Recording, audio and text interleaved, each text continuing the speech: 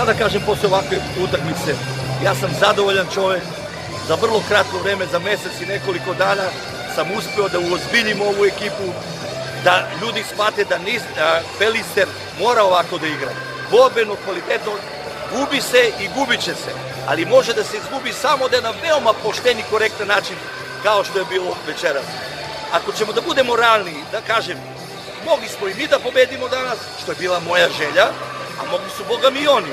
Sve u svemu, jedna prava utakmica za ove ljude koji su došli da vide da se igra u Bitolju rukomet. Bitolj je grad rukometa. Nije Bitolj grad gde se gubi sa 11 i 12 razlike pa bilo ko da se zove.